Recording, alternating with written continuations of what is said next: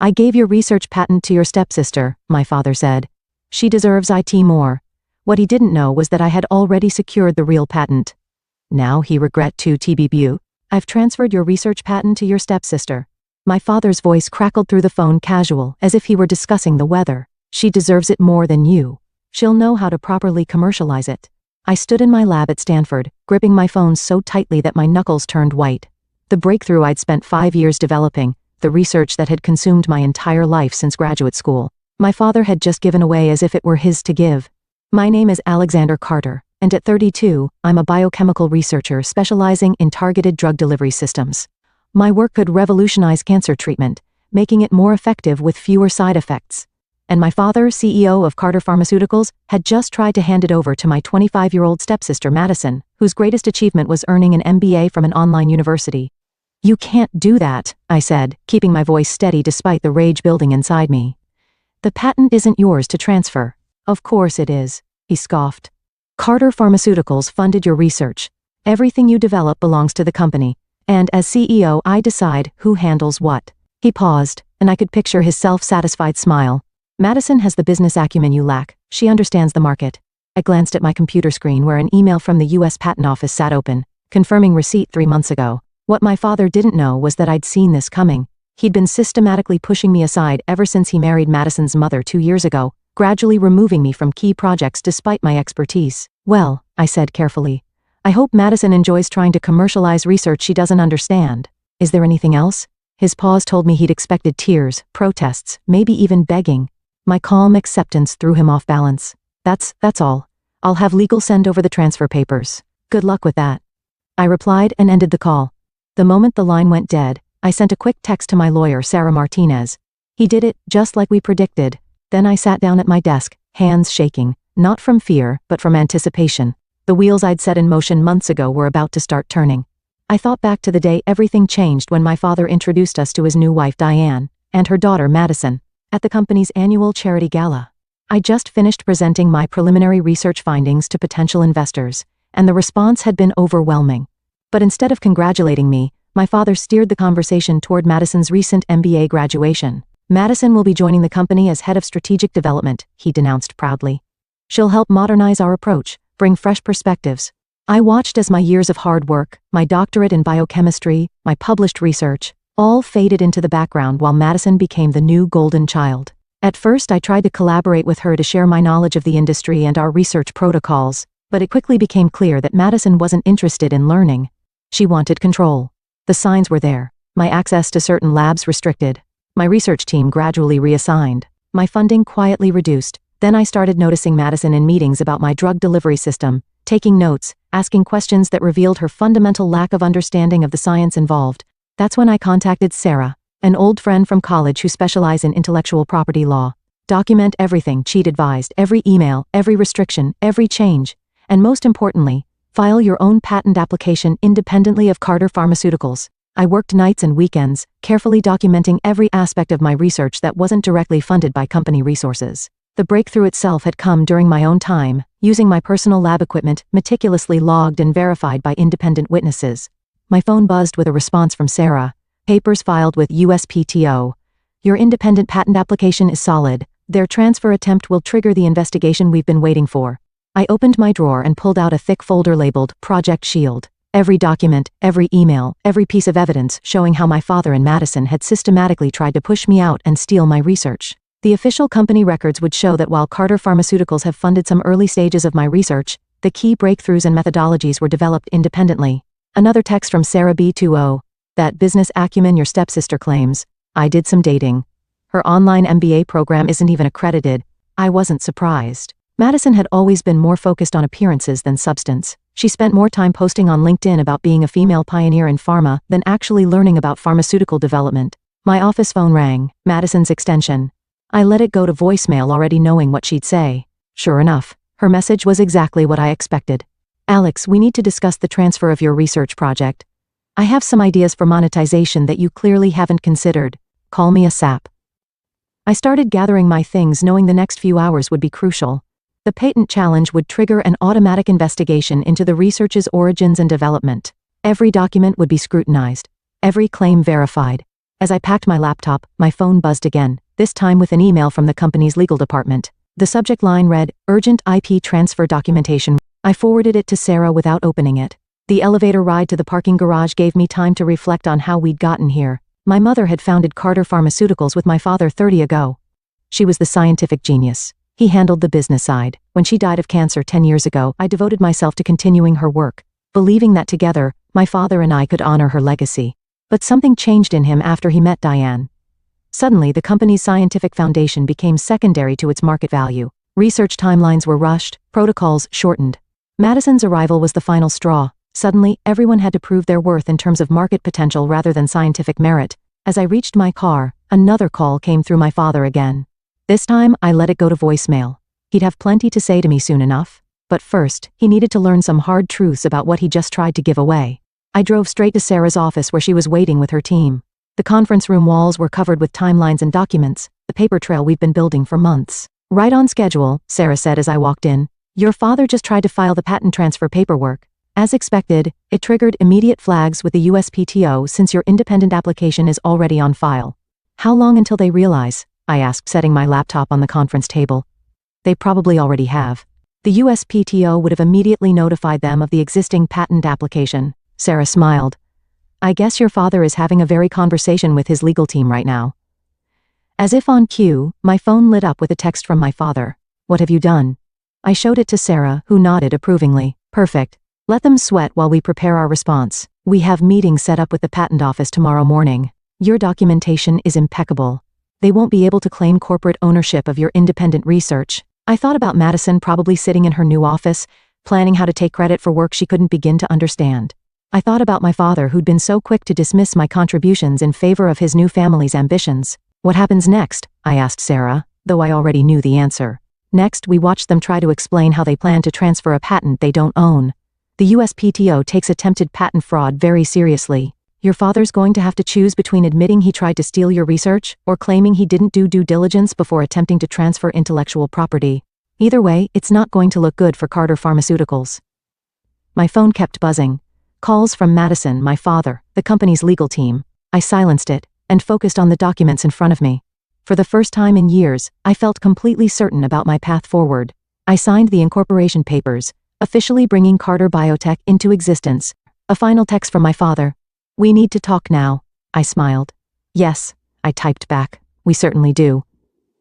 The next morning, Carter Pharmaceuticals' legal department was in chaos. I watched from across the street as lawyers rushed in and out of the building, carrying stacks of papers and wearing expressions of barely concealed panic. My father's attempted patent transfer had backfired spectacularly.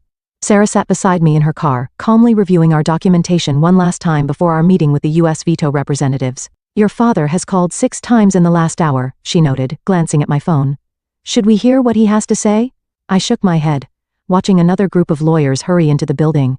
He had plenty of chances to talk before he tried to steal my research. Let him sweat. My thumb buzzed again, Madison this time. Her message made me laugh out loud. "This is just a misunderstanding. Daddy was trying to help you by putting more qualified people in charge of your project. Don't ruin everything because you're jealous." "More qualified?" Sarah snorted, reading over my shoulder. "Does she even understand what your research involves? She thinks drug delivery systems are like Uber for medicine," I replied dryly. "Last month, she suggested we should make an app for it. Our meeting with the USPTO wasn't until 10 a.m., but we'd arrive early to watch the drama unfold. Through the glass walls of Carter Pharmaceuticals' lobby, I could see people gathering in the conference room. My father, Madison, Diane, and what looked like half the legal team. "Ready?" Sarah asked as another call from my father lit up my phone. I nodded, gathering our files more than ready. We walked into the building just as Madison rushed for the elevator. She stopped short when she saw me, her perfectly maintained composure slipping for a moment. "Alex, thank God. You need to call off whatever this is. Daddy's furious, and you're making us look bad." She reached for my arm, but I stepped back. "Making you look bad?" I raised an eyebrow. "You mean like trying to steal a patent you have no right to steal?" She laughed, but it sounded forced. "Don't be dramatic. We're family. Everything in this company is family property." "Carter Biotech isn't family property," I replied calmly, "and neither is my research." Her perfectly plucked eyebrows drew together in confusion. "Carter, what?" Before I could respond, my father's voice boomed across the lobby. "Alexandra, in my office, now." I turned to see him standing in the doorway of his corner office, his face flushed with anger. For a moment, I saw him as I had as a child, the intimidating figure whose approval I'd always sought. But that spell had been broken. Actually, Sarah stepped forward. Any discussions will need to happen with counsel present. We have a meeting with the USPTO representatives in 20 minutes. Shall we all convene in the main conference room? I watched my father's face darken as he recognized Sarah. He'd met her at company events before, but I doubted he'd ever imagined she'd be standing here in this capacity. This is a family matter, he growled. No, I corrected him. This is a legal matter. You try to transfer a patent you don't, that's fraud. The word hung in the air like a thunderclap.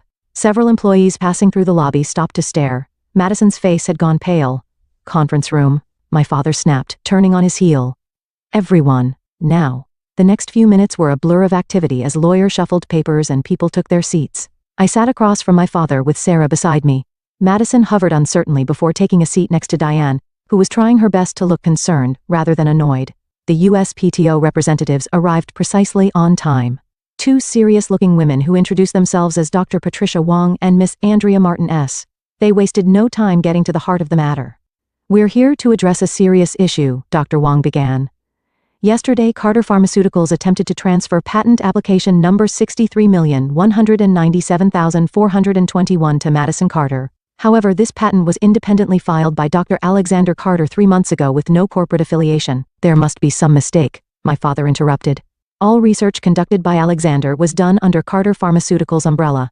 Any resulting patents belong to the company. Sarah smiled, sliding a document across the table. Actually, we have extensive documentation showing that the key breakthroughs were developed independently using Dr. Carter's personal resources and time.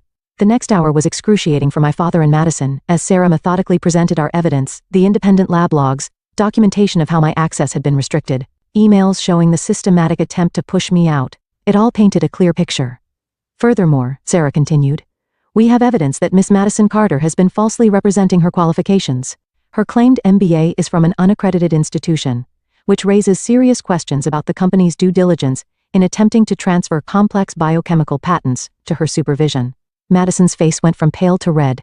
That's not relevant. My degree is just as valid as Alex's. Is it? I asked quietly. Then perhaps you can explain to everyone here how my targeted drug delivery system works, since you're so qualified to take it over. The silence that followed was deafening. Madison looked to my father for help, but he was staring at the documents in front of him, his face ashen. Dr. Wong cleared her throat. Based on the evidence presented, it's clear that patent application number 63,197,421 was properly filed by Dr. Alexander Carter as an independent researcher. Any attempt to transfer it without her consent would constitute patent fraud. Additionally, Ms. Martinez added, we'll need to investigate the circumstances surrounding this attempted transfer. Patent fraud is a serious offense. My father finally looked up, his expression a mix of anger and desperation. Alexandra, you can't do this to the company, to our family. Our family? I repeated, my voice steady but cold. You mean the family that tried to steal my life's work? The family that pushed me aside for someone who doesn't even understand basic biochemistry? I was trying to protect you. He exploded. You're brilliant in the lab, but you don't understand business. Madison knows how to monetize research, how to make it profitable. Like she monetized her fake MBA. The words came out sharper than I intended, but I couldn't stop. Or maybe like how she planned to monetize research she can't even comprehend. Madison burst into tears, her usual strategy when things didn't go her way. Diane wrapped an arm around her, blaring at me. There's no need to be cruel, she snapped. Madison was only trying to help. Help, I laughed. By stealing my patent? By trying to take credit for years of my work? Enough. My father slammed his hand on the table. What do you want, Alexandra? Money? A promotion? Name your price. Sarah and I exchanged glances. This was the moment we've been waiting for. Actually, I said, sliding the Carter Biotech Incorporation papers across the table. I don't want anything from Carter Pharmaceuticals. I've started my own company. My research, my patents, my future, they all go with me. The silence was absolute. My father picked up the papers with trembling hands, his face growing redder as he read. You can't compete with us, he finally said, but his voice lacked conviction. We have the resources, the connections. You have Madison's expertise in making apps, I countered. I have the actual science. Let's see which matters more to investors. As Sarah and I left the building, my phone buzzed. An email from an investor who had been excited about my research at that fateful gala. The subject line read, interested in backing Carter Biotech. I smiled, showing it to Sarah. The future was already looking brighter than the past. Ready to change the world? She asked. More than ready, I replied. The first month of establishing Carter Biotech passed in a blur of meetings, paperwork, and late nights. I had secured temporary lab space at a biotech incubator, and several of my former research team members had joined me, eager to continue our work without corporate interference. I was reviewing grant applications when my phone buzzed with an unfamiliar number. Dr. Alexandra Carter speaking. Alexandra, it's Charles Montgomery from the FDA Advisory Board. My heart skipped a beat. Montgomery was a legend in pharmaceutical regulation. I heard about your split from Carter Pharmaceuticals. Quite the splash you're making in the industry. I straightened in my chair. I hope it's the research making the splash, not the family drama. He chuckled. Both, if we're being honest. But I'm calling about the research, your targeted delivery system. It's impressive. We'd like you to present at next month's Innovation Summit. Before I could respond, Sarah burst into my office, her face tense. Alex, turn on the financial news now. I quickly put Montgomery on speaker and pulled up the newsfeed on my laptop. My father's face filled the screen standing at a podium in the Carter Pharmaceuticals lobby, proud to announce our groundbreaking new drug delivery system. He was saying, developed by our brilliant head of strategic development, Madison Carter. The coffee mug in my hand crashed to the floor. Is that what I think it is? Montgomery asked sharply. They're trying to steal my research, I said, watching in horror as Madison stepped up to the podium wearing a lab coat like some kind of costume. They're renouncing it as their own. We expect FDA approval within months, Madison was saying, reading carefully from note cards. Our proprietary system uses targeted molecular recognition to deliver therapeutic agents directly to diseased cells. Those are my words, I whispered. That's from my patent application. Sarah was already on her phone. Get me Judge Harrison. Yes, I know what time it is. This is an emergency injunction situation. Montgomery's voice cut through the chaos. Alexandra, I'm going to hang up now because I suspect I'll be involved in the official response to this, but off the record, nail them to the wall. The next few hours were a whirlwind. Sarah's team filed for an emergency injunction while I gathered every piece of documentation proving the origin of my research. The biotech community buzzed with confusion and speculation. Around midnight, my father finally called. Bold move, I answered, my voice cold. This could have been avoided, he said, sounding tired. You could have stayed, been part of the family business. Instead, you forced our hand. Force your hand into committing patent fraud on national television. It's not fraud if it's our research. Everything you did well employed here belongs to us. You know, that's not true, I shot back. You saw the documentation. The USPTO confirmed my independent patent. What you're doing isn't just unethical, it's illegal, it's business, he snapped. Madison's announcement has already boosted our stock price. By the time any legal challenges play out, we'll have established market position. You really think you can get away with this? I think you should consider coming back, he said, his voice softening slightly. There's still time to fix this to be a family again. I thought about my mother, about how devastated she would be to see what he had become. We stopped being a family the moment you tried to steal my work. The line went dead. Sarah arrived early the next morning with news. Judge Harrison granted the emergency injunction. Carter Pharmaceuticals has to cease all public claims about the delivery system pending a full hearing. That won't undo the damage, I said, showing her my inbox full of concerned emails from potential investors. They're creating market confusion, making people question the legitimacy of my research. Then we fight back. Not just legally, we need to tell our story. She pulled out her tablet. The Wall Street Journal wants to interview you, so does Nature Biotechnology. People need to hear the truth from the actual scientist behind the research. I hesitated. I had always preferred letting my work speak for itself. But now, Alex, Sarah said gently. Your father is counting on you staying quiet, staying professional. That's how they'll get away with this. Sometimes the best defense is a good offense. She was right. That afternoon, I sat down with the Journal reporter and told her everything about my mother's legacy, about being pushed aside for Madison, about the attempted patent theft. I walked her through the science, making it clear which parts were my independent research. The story broke the next morning. Biotech battle. Daughter claims father's company tried to steal cancer research.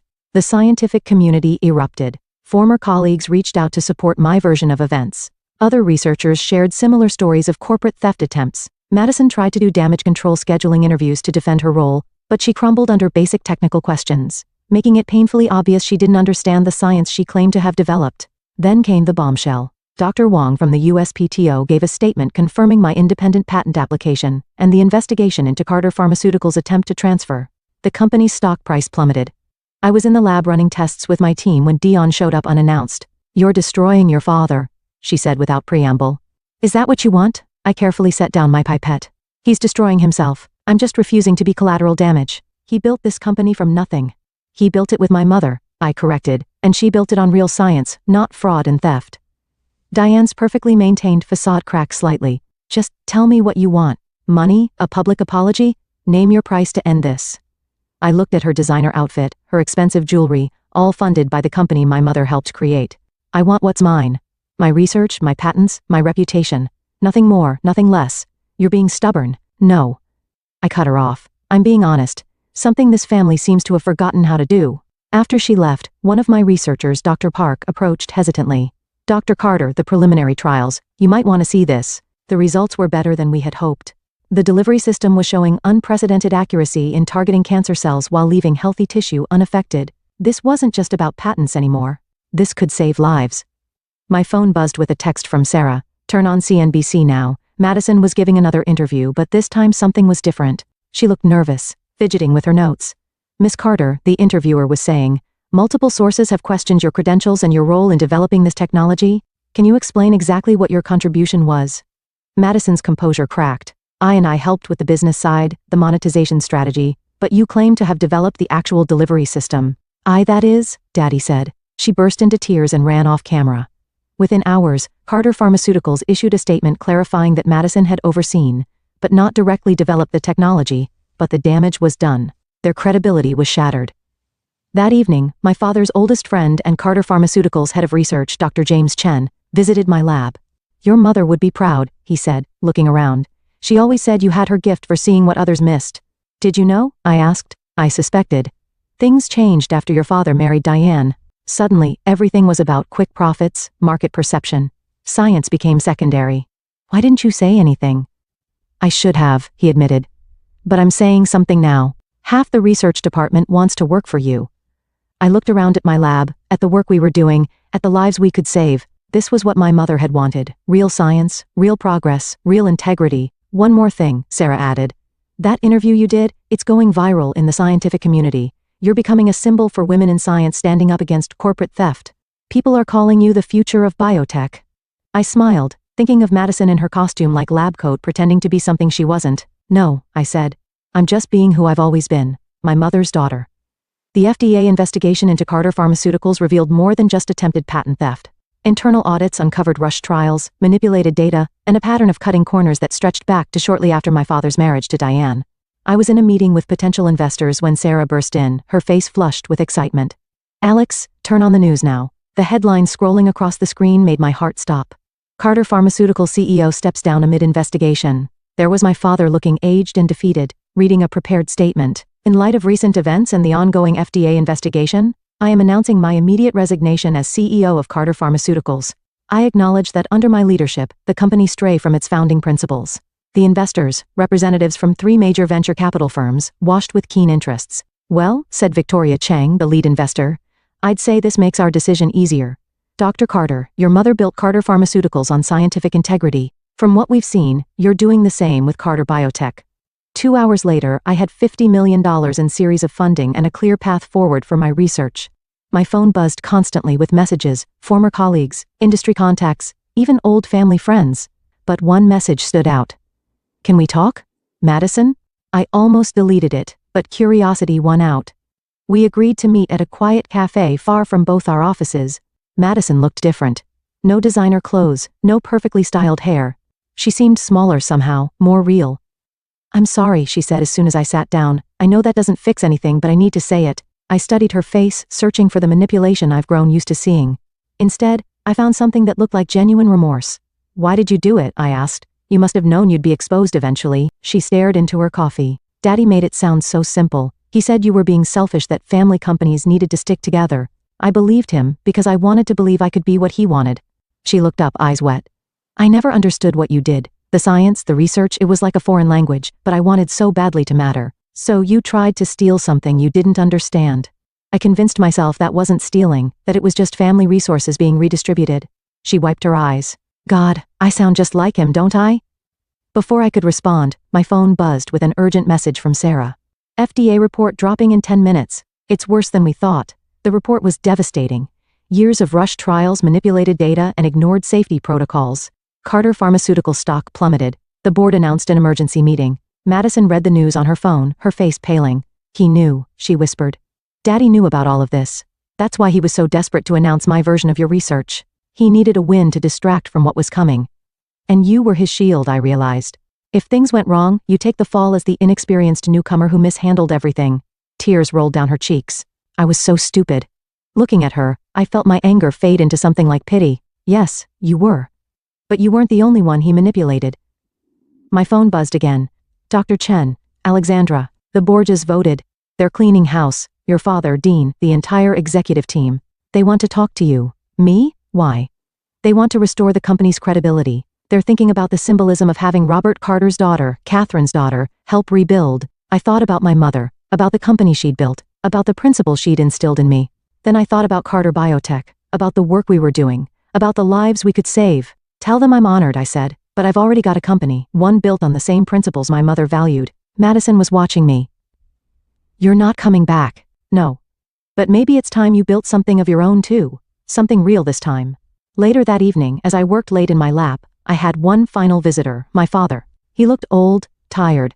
Nothing like the intimidating figure who tried to steal my research months ago. I suppose you're happy now, he said, sinking into a chair. The mighty Robert Carter, brought down by his own daughter. You brought yourself down. I corrected him. I just refused to let you take me with you. I was trying to protect the company. No. I cut him off. You were trying to protect yourself. Mom built that company on scientific integrity, on helping people. You turned it into a shell game of quick profits and corner cutting. He flinched at the mention of my mother. Catherine, she would be disappointed in me, wouldn't she?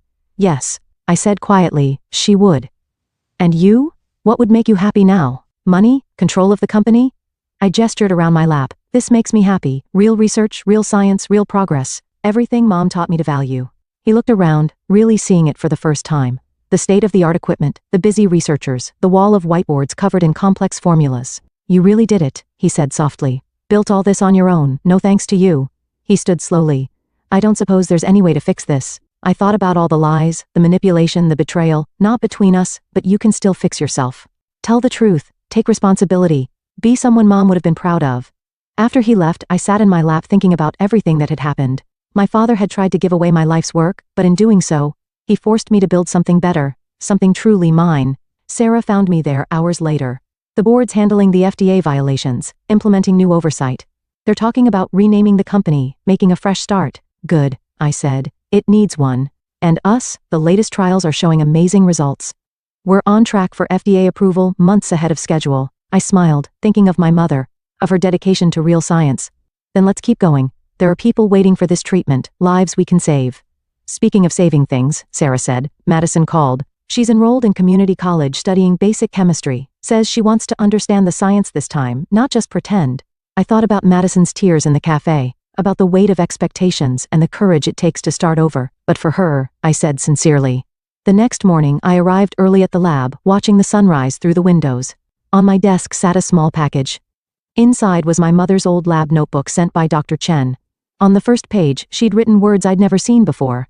To my Alexandra, who sees the world not just as it is but as it could be, never let anyone dim your light or steal your dreams. You are capable of more than they know. Love, Mom. I traced her handwriting with my finger, feeling closer to her than I had in years. She'd known somehow that I'd need these words someday. Sarah appeared in my doorway, ready to change the world. I smiled, picking up my mother's notebook, more than ready.